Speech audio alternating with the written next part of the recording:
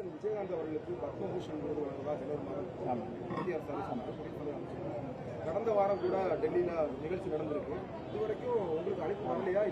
இல்ல போன வாரம் நம்மளுக்கு அழைப்பு வரல. உங்க எல்லாருக்கும் தெரியும். அது அந்த ஹாலோட அமைப்பு மிக மிக சிறியதுன்றதுனால ஒரு 3 பிரிவு 4 பிரிவாக தான் எப்பயுமே அவார்டு கொடுக்கிறது.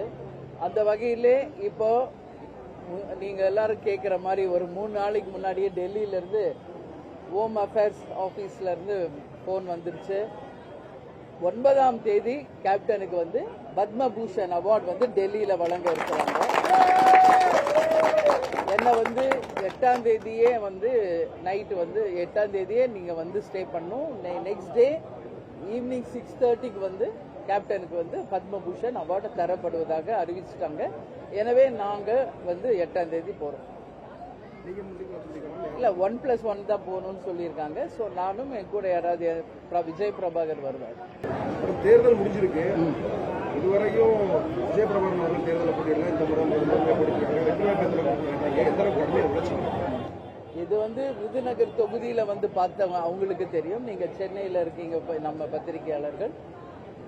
விஜய் பிரபாகர் ஏறக்குரிய ஒரு மாத காலம் விருதுநகர்லயே தங்கி இருந்து எல்லா கிராமங்களுக்கும் நேரடியாக சென்ற ஒரு வேட்பாளர். ஏன்னா அவர் தங்கியிருந்த காலத்துல எல்லாமே கிராம பகுதிகள் விருதுநகர் முழுக்க பார்த்தீங்கன்னா எல்லா ஊருக்கும் நேரடியாக சென்று மக்களை சந்திச்சிருக்காரு. கடுமையாக உழைச்சிருந்தோம்.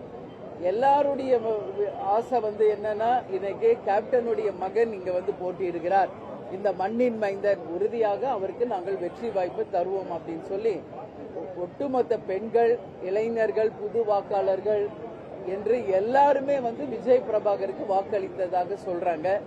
நான் அதனால ஜூன் 4ஆம் தேதி தான் இதற்கான ரிசல்ட்ஸ். அன்னைக்கு நாம பொறுத்திருந்து பார்ப்போம்.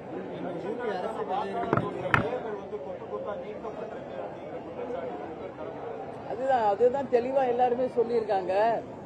தேர்தல் கமிஷன் முன்கூட்டியே மீட்டிங் வைக்கிறாங்க. எல்லா வார்டுகளுக்கான ஸ்லிப்ஸ் கொடுக்கறாங்க. பூத் கமிட்டி இருப்பவர்கள்லாம் அதை ஆராய்ந்து எங்கெல்லாம் பூத்துல ஆள் இல்ல, எங்கெல்லாம் வாக்காளர்கள் எங்க விடப்பட்டிருக்கிறது என்பதை ஆய்வு செய்வதற்கு தான் தேர்தல் ஆணையம் முன்கூட்டியே அதெல்லாம் கொடுக்கறாங்க. ஆனா அதை தவற விட்டுட்டு தேர்தல் அன்னைக்கு தான் போய் நமக்கு ஓட்டு இருக்கா இல்லையான்னு செக் பண்றாங்க. அது மட்டும் இல்ல, இன்னைக்கு சென்னையில பாத்தீங்கன்னா ஆமா நீலகிரியில நீலகிரியில நேற்று ஸ்ட்ராங் ரூம்ல ஏறக்குரிய ஒரு 4 ஹவர்ஸ் எந்த சிசிடிவி கேமராவும் ஒர்க் பண்ணலன்னு அப்படின்னு சொல்லியிருக்காங்க. இது உண்மையிலேயே மிக மிக கண்டிக்கக்கூடிய ஒரு விஷயம்.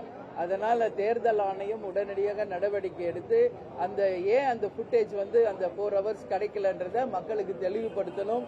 அது மட்டும் இல்ல, இனிமேல எந்த ஒரு தொகுதியிலும் இந்த மாதிரி நடக்காம ஸ்ட்ராங் ரூம்னு வெறும் பேர் மட்டும் இல்ல, ஸ்ட்ராங்கா தேர்தல் ஆணையம் இருந்து அதை பாதுகாக்கணும். எல்லாரும் இன்னைக்கு ஓட்டு போட்டு 45 நாள் வெயிட் பண்ணிட்டு இருக்காங்க, எக்ஸாம் எழுதிட்டு ரிசல்ட்டுக்கு வெயிட் பண்ற மாதிரி. அப்படி இருக்கிறப்போ இந்த மாதிரி குளறுபடிகள் நடக்காம பார்க்க வேண்டியது தேர்தல் ஆணையத்தினுடைய கடமை.